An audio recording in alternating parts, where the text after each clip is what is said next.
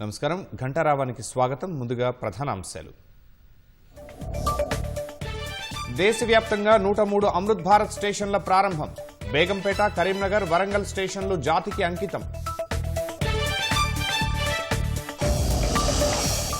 సింధూరం శక్తిని పాక్కు రుచి చూపించామన్న ప్రధాని. సైన్యం వ్యూహాలకు దాయాది కాళ్లబేరానికి వచ్చిందని వ్యాఖ్య.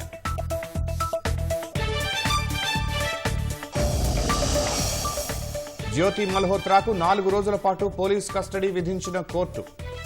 పూరికి చెందిన యూట్యూబర్ ప్రియాంకతో సంబంధాలపై దర్యాప్తు. కాళేశ్వరం విషయంలో నిజం నిలకడగా తేలుతుందన్న కేటీఆర్. మేడిగడ్డ పగుళ్లకు కాంగ్రెస్సే కారణం కావచ్చని అనుమానం. ఫోన్ ట్యాపింగ్ కేసులో ప్రభాకర్ రావుకు ప్రొక్లైన్ నోటీసులు. జూన్ 28 లోపు హాజరు కావాలంటూ నాంపల్లి కోర్టు ఆదేశం. అకాల వర్షంతో ధాన్యం మొలకెత్తుతుందని అన్నదాతల గగ్గోలు. కొనుగోళ్లు వేగవంతం చేయాలని వేడుకోలు.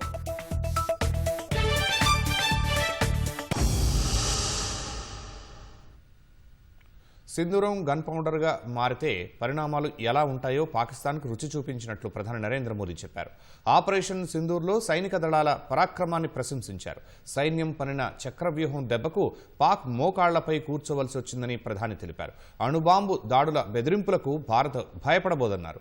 పాకిస్తాన్తో ఒకవేళ చర్చలు జరిగితే పాక్ ఆక్రమిత కశ్మీర్పై మాత్రమే అని ప్రధాని మోదీ తేల్చి చెప్పారు. పహల్గామ్ ఉగ్రదాడికి ప్రతీకారంగా నిర్వహించిన ఆపరేషన్ సింధూర్ ద్వారా ఉగ్రవాదులకు, వారికి వెన్నుదన్నుగా నిలిచిన పాకిస్తాన్కు గట్టి గుణపాఠం చెప్పినట్లు ప్రధాని నరేంద్ర మోదీ తెలిపారు. సైనిక దళాల పరాక్రమంపై ప్రశంసల వర్షం కురిపించారు. తమ ప్రభుత్వం త్రివిధ దళాలకు పూర్తి స్వేచ్ఛనిచ్చినట్లు చెప్పారు. ఆపరేషన్ సింధూర్ పట్ల దేశ ప్రజలు గర్వపడుతున్నారని చెప్పారు. ఆపరేషన్ సింధూర్ తర్వాత రాజస్థాన్లోని పలానాలో మొదటిసారి బహిరంగ సభలో పాల్గొన్న ప్రధాని మోదీ పాకిస్తాన్పై తీవ్రస్థాయిలో విరుచుకుపడ్డారు. 26 మంది ప్రాణాలను బలిగొన్న పహల్గామ్ ఉగ్రదాడికి ప్రతీకారంగా 9 ఉగ్రవాద స్థావరాలను 22 నిమిషాల్లో ధ్వంసం చేసినట్లు చెప్పారు. సింధూరం గన్ పౌడర్గా మారితే పరిణామాలు ఎలా ఉంటాయో యావత్ ప్రపంచంతో పాటు దాయాది దేశం చూసినట్లు ప్రధాని మోదీ తెలిపారు. మహిళల సింధూరాన్ని చెరిపేసిన వారిని మట్టిలో కలిపేసినట్లు చెప్పారు. తన నరాల్లో రక్తం కాకుండా సింధూరం ప్రవహిస్తున్నట్లు ప్రజల కరతాళ ధ్వనుల మధ్య ఎంతో ఉద్వేగంతో ప్రధాని మోదీ పేర్కొన్నారు. जो सिंदूर मिटाने निकले थे उन्हें मिट्टी में मिलाया है.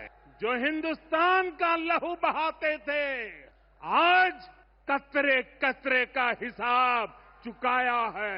जो सोचते थे भारत चुप रहेगा आज वो घरों में डूब डूब के पड़े हैं. जो अपने हथियारों पर घमंड करते थे आज वो मलबे के ढेर में दबे हुए हैं. భారత్తో ప్రత్యక్ష పోరాటంలో పాకిస్తాన్ ఎప్పుడూ గెలవలేదని ప్రధాని మోదీ తెలిపారు. భారత్తో ప్రత్యక్ష పోరాటానికి ఎప్పుడు దిగినా దాయాది దేశానికి ఓటమి తప్పలేదన్నారు. అందుకే భారత్తో పోరుకు పాక్ ఉగ్రవాదాన్ని ఓ ఆయుధంగా మార్చుకుందని ఎద్దేవా చేశారు.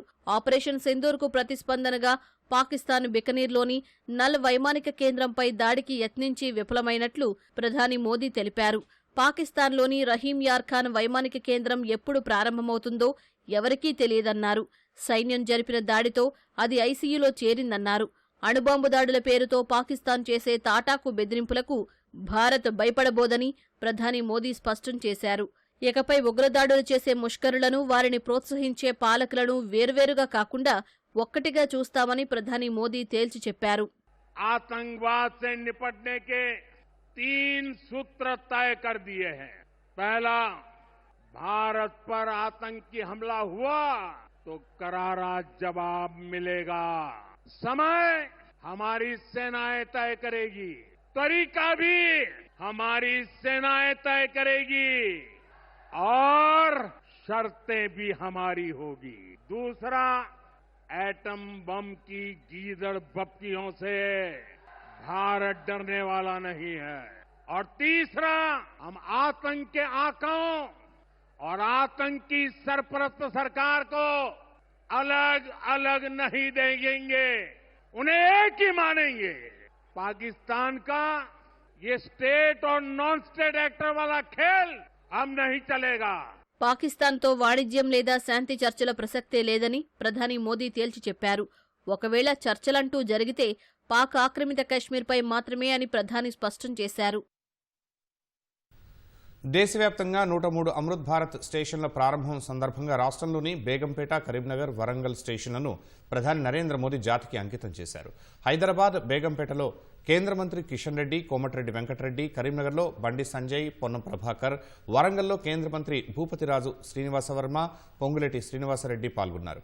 కేంద్రం వద్ద పెండింగ్లో ఉన్న రాష్ట్రానికి సంబంధించిన రైల్వే ప్రాజెక్టులకు సహకారం అందించాలని రాష్ట్ర మంత్రులు కోరారు. దేశవ్యాప్తంగా 18 రాష్ట్రాల్లో 103 అమృత్ భారత్ స్టేషన్లను రాజస్థాన్ బికనీర్ నుంచి ప్రధానమంత్రి నరేంద్ర మోదీ దృశ్య మాధ్యమం ద్వారా ప్రారంభించారు. అంతర్జాతీయ స్థాయి ప్రమాణాలు, అత్యాధునిక సదుపాయాలతో అమృత్ భారత్ రైల్వే స్టేషన్లను తీర్చిదిద్దారు. రాష్ట్రంలో బేగంపేట, కరీంనగర్, వరంగల్ రైల్వే స్టేషన్లను ప్రధానమంత్రి మోదీ జాతికి అంకితం చేశారు. వరంగల్లో చారిత్రక వారసత్వ సంపదను గుర్తు చేసే విధంగా రైల్వే స్టేషన్ను పునర్నిర్మించామని ప్రధాని తెలిపారు. కొద్ది రోజుల్లో మరికొన్ని స్టేషన్లను అందుబాటులోకి తెస్తామని ప్రధాని పేర్కొన్నారు. रिमोट का बटन दबाकर उद्घाटन, शिलान्यास और लोकार्पण।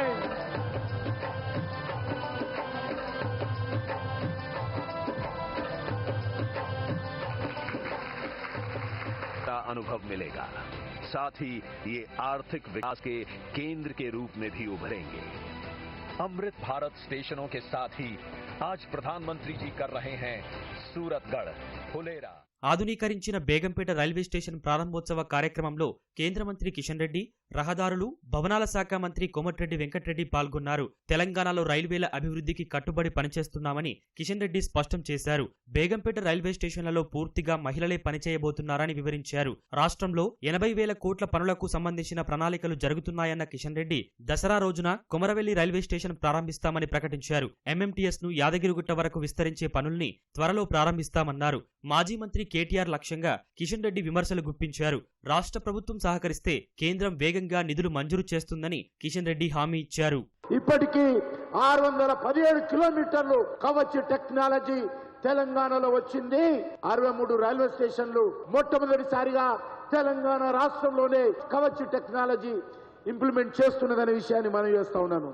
ట్విట్టర్ మంత్రున్నాడు, ఆయన పదే నా గురించి మాట్లాడతాడు, లిఫ్ట్ గురించి, ఎక్స్ మినిస్టర్. ఇవన్నీ ఏమేం చేశామో ఆయన ఒకసారి వినాలా, నేను రిటర్న్ గా కూడా ఆయనకు రాసి పంపిస్తానని కూడా మనం చేస్తా ఉన్నాను.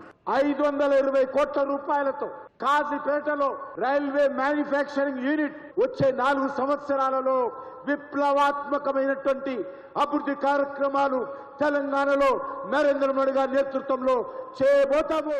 ఎవరి హయాంలో రైల్వే వ్యవస్థ అభివృద్ధి చెందిందో చూడాలని రాష్ట్ర ప్రజలకు కేంద్ర హోంశాఖ సహాయ మంత్రి బండి సంజయ్ విజ్ఞప్తి చేశారు. అమృత్ భారత్ స్టేషన్ పథకంలో భాగంగా పునర్నిర్మించిన కరీంనగర్ రైల్వే స్టేషన్ ప్రారంభోత్సవ కార్యక్రమంలో రవాణా శాఖ మంత్రి పొన్నం ప్రభాకర్ తో కలిసి బండి సంజయ్ పాల్గొన్నారు. కరీంనగర్ హసన్పర్తి నూతన రైల్వే లైన్ కోసం 1480 కోట్లతో డిపిఆర్ సిద్ధమైందని, నిర్మాణంపై త్వరలో నిర్ణయం తీసుకుంటామని స్పష్టం చేశారు. కరీంనగర్ నుంచి తిరుపతి వెళ్లే వీక్లీ ఎక్స్ప్రెస్ ను రోజు నడిచేలా చర్యలు తీసుకోవాలని పొన్నం ప్రభాకర్ సమర్పించిన వినతి పత్రంపై బండి సంజయ్ సానుకూలంగా స్పందించారు. దాదాపు 1350 రైల్వే స్టేషన్లను అమృత్ భారత్ కింద అన్ని సౌకర్యాలతో అభివృద్ధి చేయాలని చెప్పి ఆలోచనతో దానిలో భాగంగానే ఈ కరీంనగర్ రైల్వే స్టేషన్ ను 27 కోట్ల రూపాయలతో ఇలా అభివృద్ధి చేసుకుంటున్నారు. ఏం చేయలేదు వాళ్ళు, ఎక్కడ చేసామని చెప్పుకుంటున్నారు. ఇక్కడ ఎక్కడ కాంప్రమైజ్ కాకుండా అన్ని వసతులతోనే రైల్వే స్టేషన్ నిర్మాణం చేస్తున్నాం. అభివృద్ధి కార్యక్రమంలో అందరం కలిసిమెలిసి ముందుకు సాగాల్సిన అవసరం ఉంది. ఈ సంవత్సరాల్లో 42,000 కోట్ల రూపాయలను తెలంగాణ రాష్ట్రానికి కేంద్ర ప్రభుత్వం ఖర్చు పెట్టింది.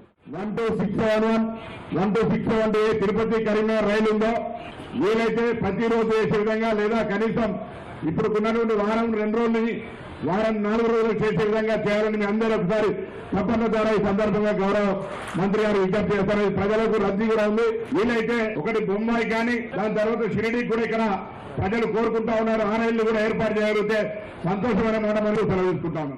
ప్రధాని మోదీ సారథ్యంలో రైల్వే శాఖ గణనీయమైన పురోగతిని సాధిస్తోందని కేంద్ర ఉక్కు శాఖ మంత్రి భూపతిరాజు శ్రీనివాసవర్మ అన్నారు. అత్యాధునిక వసతులతో అభివృద్ధి చేసిన వరంగల్ రైల్వే స్టేషన్ను ప్రధాని మోదీ ప్రారంభించిన సందర్భంగా రెవెన్యూ మంత్రి పొంగులేటి శ్రీనివాసరెడ్డితో కలిసి శ్రీనివాసవర్మ పాల్గొన్నారు. రాష్ట్రంలో రైల్వే అభివృద్ధికి కేంద్రం సహకరించాలని, ఖాజీపేట రైల్వే స్టేషన్ను రైల్వే డివిజన్ గా ప్రకటించాలని, హైదరాబాద్ మెట్రో రైల్ 2వ విడతకు అనుమతులిచ్చి నిధులు కేటాయించాలని పొంగులేటి విజ్ఞప్తి చేశారు. ఈ కాజీపేటని ఒక డివిజన్ గా ప్రకటించాలని 76 కిలోమీటర్లు సెకండ్ ఫేజ్ లో హైదరాబాద్ పెట్టడం జరిగింది. సుమారు 24,500 కోట్లతో అది కేంద్ర ప్రభుత్వం దగ్గరే ఈ ప్రపోజల్ ఉంది కాబట్టి దాన్ని పాజిటివ్ గా కేంద్ర ప్రభుత్వం ఆమోదించాలని, వికారాబాద్ కృష్ణా రైల్వే లైన్ కొత్త లైన్, కల్వకుర్తి మాచర్ల నూతన రైల్వేని, డోర్నకల్ గద్వాలు 3 కొత్త లైన్లతో పాటు ఉబులారికి ప్యారలల్ గా ఒక రైల్వే లైన్ కూడా కేంద్ర ప్రభుత్వం సహకారం రాష్ట్ర ప్రభుత్వ పక్షాన కోరుకుంటూ సెలవు తీసుకుంటున్నారు. అమృత్ భారత్ రైల్వే స్టేషన్ పై బొమ్మలు వేసిన చిన్నారులకు అతిథులు బహుమతులు అందజేశారు. దేశభక్తి చాటేలా ప్రదర్శించిన సాంస్కృతిక కార్యక్రమాలు అలరించాయి.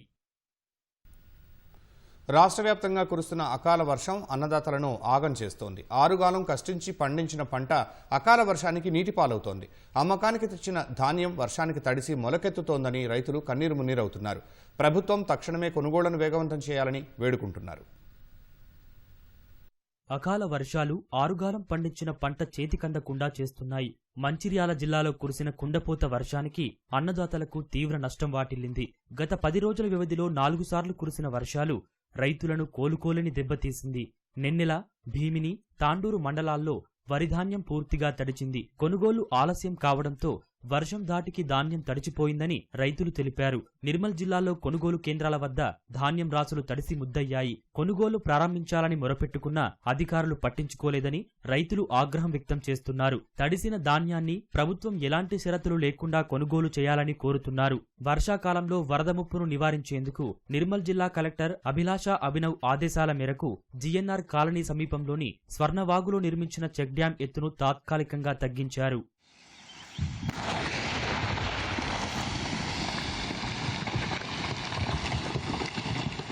మొదలుపెట్టిన ఇరిగ్రేషన్ చేసిన నుంచి ఇదే మాట మాట్లాడుతున్నాడు. మేమన్నాం ఏ కుప్ప పోతే ఆ కుప్ప ఏంటంటే సీరియల్ నెంబర్ జోకిపోయిన ఒక ట్రాక్టర్ ఇచ్చి అండనే పోసుకుంటూ పోతే అదే సీరియల్ అండనే పోసుకుంటూ పోతే తెలంగాణ పైసలు ఇస్తా జోకుతున్నారు, లేకపోతే లేదు. ఇంకా ఈసారి మొత్తం సీడ్ పెట్టిండు. మొత్తం ఒక 6-7 లారీలు సీడ్కే పోయినాయి. 4 వద్దులు అయ్యాడు మేము కలెక్టర్ తప్పి. ఇది వరకు ఓళ్ళు రాలేరు, అంత ఇట్లా అయిపోయింది. నిన్నాడు దానిక 10 మంది వస్తారు, 20 మంది వస్తున్నారు. ఒక మనిషి లేరు, మన్ను లేదు. చూడు మీరు చూడు. ఇప్పటికైనా కానీ కిలో తక్కువ కాకుండా అడ్లు జోక్కోవాలని కోరుతున్నాం అంతే. నేను 5 ఎకరాల పొలం చేశాను. 1,50,000 ఖర్చు అయింది. పొలం కోసిన 10 రోజులు అయ్యాయి సార్. ఇప్పుడు ఈ వర్షానికి మొత్తం ధాన్యం తడిసిపోయింది సార్. దీన్ని దయచేసి గవర్నమెంట్ కొనుగోలు చేయాలని కోరుకుంటున్నాను సార్. దయచేసి మమ్మల్ని రైతులను ఎట్టి పరిస్థితుల తొందరగా కొనుగోలు చేయాలని కోరుకుంటున్నాం సార్. జగిత్యాలలో ఎడతెరిపి లేకుండా కురిసిన వర్షానికి రోడ్లపై వరద ప్రవహించింది.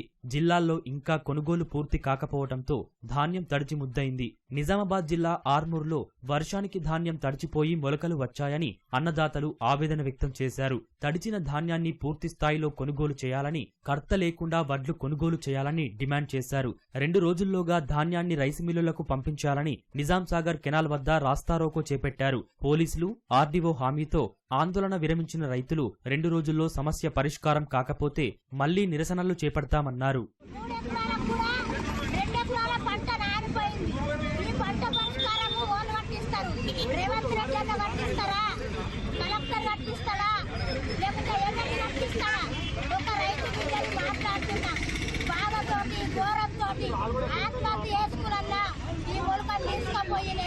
ఎలాంటి తరుగు లేకుండా, అర్థ లేకుండా మేము తూకాలు వేస్తామని చెప్పిను. 2 రోజుల నుంచి భారీ వర్షాలు పడుతూ ఉన్నాయి. ఈ రకంగా మొలక వచ్చింది. ఈ మొలక వస్తే మళ్ళీ దీన్ని బాగు పెట్టి ఆరబోయాలంటున్నారు. మేము ఈ ప్రభుత్వాన్ని ఒకటి డిమాండ్ చేస్తా ఉన్నాం. అయ్యా మీరు ఇప్పటికన్నా కానీ తడిచిన ధాన్యాన్ని వెంటనే తూకాలు వేసినటువంటి బస్తాల్ని తీసుకెళ్ళండి. సంగారెడ్డి జిల్లా జహీరాబాద్ డివిజన్లో కురిసిన భారీ వర్షాలకు వాగులు పొంగిపొర్లాయి. మెదక్ జిల్లాలో ఆరుగాలం కష్టపడి పండించిన పంట కళ్ల ముందే అకాల వర్షాలకు కొట్టుకుపోతుందని, తడిసి మొలకలు వస్తున్నాయని రైతులు కన్నీరు మున్నీరవుతున్నారు. అన్నం తినక ఆగారం తినక ఈడికి నెల అవుతుంది. ఆ టాపాల కిరాయి ఎట్లా కట్టాలి, ఆ పంట ఏం చేయాలి, నేను ఆయనకు చెయ్యి పని నేను ఎట్లా మోయాలి, నీళ్ళకి వెళ్ళాను మొత్తం అట్లా చూడు మర్ర మోయాలి. నిన్న మొన్నటి దాకా మొత్తం ఇటే ఉంటున్నాం సార్. మేము అన్నం తినక ఆగారం తినక ఇటే ఉంటున్నాం. అట్లు పోతలేవు సార్. నెల రోజులే పోసి ఒక్కరు కూడా చర్యలు తీసుకుంటలేరు. వానకు తడిచిపోతున్నాయి. తీసుడు పోసుడు అక్కడిక్కడ పోసుడు ఇబ్బంది అవుతుంది. నెల 5 తారీఖు వచ్చింది మిషన్. ఇక 4-5 రోజులు అయితే మరో 5 తారీఖు వచ్చింది సార్. మరి ఎప్పుడు చెప్పుకుంటారు? ఈ రైతులు చేసుకునేది ఈ రోజు వరకే కదా. మేము చేసుకునేది కూలి మట్టుకే. వ్యవసాయం చేసుకుని ఇవి నానిపోయిన తర్వాత మేము బతికేందుకు? ఇక్కడ పోసినాము 8 దినాలు అవుతుంది. తడిసినాయి. మాకేమన్నా గవర్నమెంట్ ఏమన్నా నష్టపరిహారం ఇస్తుందా? ఇంత దూరంకి వెళ్ళి బండి లేదు ఏం లేదు, కాళ్ళతో నడుచుకుంటా పొలాలకి వస్తుంటే ఎన్ని రోజులు నడిచినా వారు ఇట్లా ఆడవాళ్ళు వచ్చి ఇలా కూర్చుంటారు తెల్లందాకా పొద్దుందాకా. ఈ నూకుడు ఇక్కడికి నూకంగానే మళ్ళీ వేయగానే మళ్ళీ వానవాడు, మళ్ళీ వేయగానే మళ్ళీ వాడు. ఇదే ఉన్నది ఇక సార్. ఏంది ఇది? పొలంలో ఉన్నాయి, పొలంలో మొలకొచ్చాయి, ఈడున్నాయి, ఈడ మొలకొచ్చాయి. ఓ గడ్డి చేతికి వస్తలేదు, అట్ల చేతికి వస్తలేవు. సూర్యాపేట జిల్లా తుంగతుర్తి మండలం అన్నారంలో కాంటా వేయడం లేదని ఆరోపిస్తూ ఓ రైతు ధాన్యం రాశితో పాటు ఒంటిపై పెట్రోల్ పోసుకొని ఆత్మహత్యా యత్నానికి పాల్పడ్డాడు. గత నెల రోజుల నుంచే ఐకేపీ సెంటర్లకు తెచ్చిన ధాన్యాన్ని కొనుగోలు చేయడం లేదని వనపర్తి జిల్లాలో రైతులు రోడ్డెక్కారు. మొలకెత్తిన ధాన్యాన్ని రోడ్డుపై పోసి ధర్నా నిర్వహించారు. వెంటనే కొనుగోలు చేయాలని డిమాండ్ చేశారు. తూర్పు మధ్య అరేబియా సముద్రం, దక్షిణ కొంకణ్, గోవా తీర ప్రాంత సమీపంలో అల్పపీడనం ఏర్పడిందని హైదరాబాద్ వాతావరణ కేంద్రం ప్రకటించింది. ఇది ఉత్తర దిశగా కదులుతూ రాగల 36 గంటల్లో మరింత బలపడి వాయుగుండంగా మారే అవకాశం ఉందని పేర్కొంది. ఈ నెల 27న పశ్చిమ మధ్య సమీప ఉత్తర బంగాళాఖాతం ప్రాంతంలో మరో అల్పపీడన ప్రాంతం ఏర్పడే అవకాశం ఉందని, ఇది తదుపరి 2 రోజుల్లో మరింత బలపడే సూచనలు ఉన్నాయని వాతావరణ కేంద్రం వెలువరించిన ప్రకటనలో వివరించింది. ఇవాళ ఉరుములు, మెరుపులు, ఈదురుగాలులతో కూడిన భారీ నుంచి అతి భారీ వర్షాలు అక్కడక్కడా కురిసే అవకాశం ఉందని హెచ్చరించింది. ఇదే సమయంలో గంటకు 50 నుంచి 60 కిలోమీటర్ల వేగంతో ఈదురుగాలులు వీచే అవకాశం ఉందని తెలిపింది. రేపు, ఎల్లుండి ఉరుములు, మెరుపులు, ఈదురుగాలులతో కూడిన వర్షాలు కొన్ని జిల్లాలలో అక్కడక్కడ కురిసే అవకాశాలున్నాయని వాతావరణ కేంద్ర సంచాలకులు వివరించారు. రాగల 3 రోజుల్లో ఉష్ణోగ్రతలు సాధారణం కంటే 3 నుంచి 5 డిగ్రీలు తక్కువగా నమోదయ్యే అవకాశం ఉందని పేర్కొన్నారు. బ్యాంకర్లు ఈ ఆర్థిక ఏడాది వార్షిక రుణ ప్రణాళిక లక్ష్యాలను చేరుకోవాలని ఆకాంక్షిస్తున్నట్లు ఉప ముఖ్యమంత్రి భట్టి విక్రమార్క అన్నారు. బేగంపేటలోని ఓ హోటల్లో జరిగిన రాష్ట్ర స్థాయి బ్యాంకర్ల కమిటీ సమావేశానికి ఉప ముఖ్యమంత్రి భట్టి విక్రమార్క, ఆర్థిక శాఖ ముఖ్య కార్యదర్శి సందీప్ కుమార్ సుల్తానియా, ఎస్ఎల్బీసీ కన్వీనర్ ప్రకాష్ చంద్ర, ఇతర బ్యాంకర్లు హాజరయ్యారు. బ్యాంకింగ్ వ్యవస్థ ఆరోగ్యంగా ఉంటేనే ఆ రాష్ట్రం అభివృద్ధి చెందుతుందని భట్టి విక్రమార్క పేర్కొన్నారు. జూన్ 2న రాష్ట్ర ఆవిర్భావ దినోత్సవాన రాజీవ్ యువశక్తి పథకం కింద 5 లక్షల మందికి సబ్సిడీతో కూడిన రుణం మంజూరుకు సహకరించాలని బ్యాంకర్లను ఉప ముఖ్యమంత్రి అభ్యర్థించారు. మహిళా సంఘాలకు విరివిగా అప్పులిచ్చి వారి ఆర్థిక స్వావలంబనకు మద్దతివ్వాలని సూచించారు.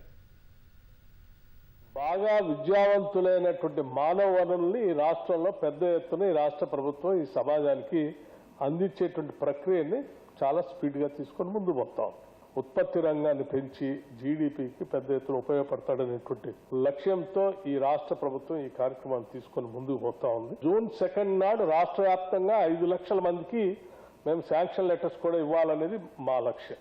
సో ఈ లక్ష్యాన్ని చేరుకోవడానికి మీ అందరి సహాయ సహకారాలు కూడా అందించడానికి నేను ప్రత్యేకంగా విజ్ఞప్తి చేస్తా ఉన్నాను.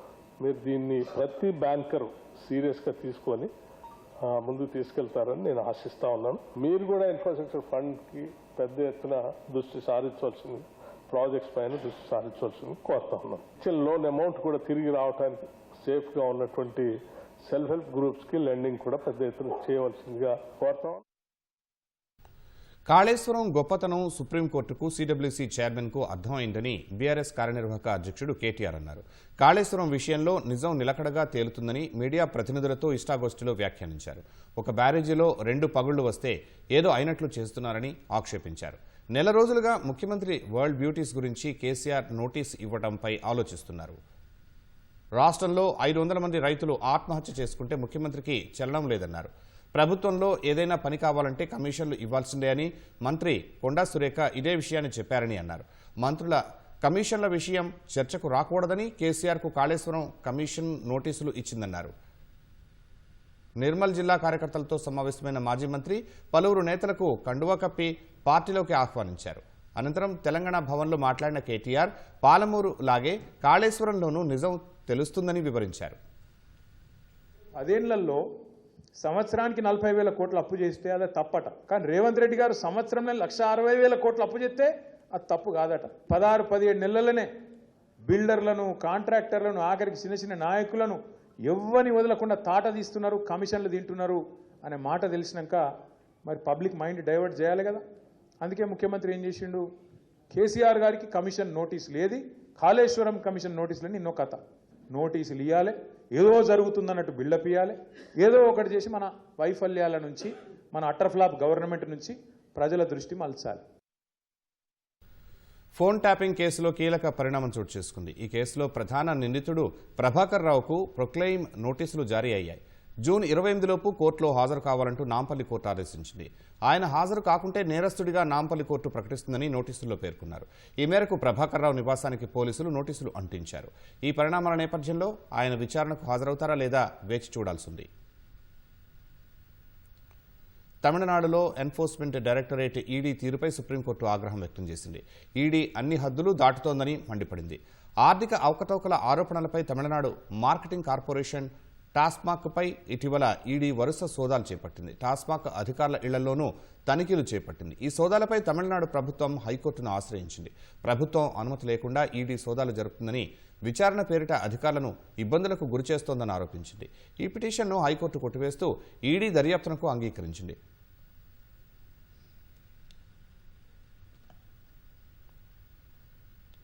భారత్లో గూఢచర్యం చేస్తూ అరెస్టైన యూట్యూబర్ జ్యోతి మల్హోత్రాకు హిసార్ జిల్లా కోర్టు పోలీస్ కస్టడీ పొడిగించింది. పాక్ ఇంటెలిజెన్స్ అధికారులతో సంబంధాలు ఉన్నట్లు అంగీకరించిన జ్యోతి కస్టడీ నిన్న ముగియగా ఇవాళ పోలీసులు ఆమెను హిసార్ కోర్టులో హాజరుపరిచారు. ఆమె నుంచి మరింత సమాచారం రాబట్టాల్సి ఉన్నందున జ్యోతి కస్టడీ పొడిగించాలని కోరారు. ఈ వాదనను పరిగణలోకి తీసుకున్న కోర్టు జ్యోతిని మరో 4 రోజుల కస్టడీకి అనుమతించింది. ఆపరేషన్ సింధూర్ సమయంలో కూడా పాక్ ఇంటెలిజెన్స్ అధికారులతో టచ్లో ఉన్న జ్యోతి భారత్లో బ్లాకౌట్ సమాచారాన్ని వారికి చేరవేసినట్టు ఇప్పటికే అంగీకరించినట్టు తెలిసింది. అయితే ఉగ్రవాదులతో ఆమెకు సంబంధం ఉన్నట్లు ఎలాంటి ఆధారాలు లభించలేదని పేర్కొన్నారు. పాక్ ఇంటెలిజెన్స్ అధికారులను పెళ్లి చేసుకోవాలనుకున్నట్లు, మతం మార్చుకోవాలని అనుకున్నట్లు చెప్పే ఆధారాలేవీ దొరకలేదని హిసార్ ఎస్పీ తెలిపారు.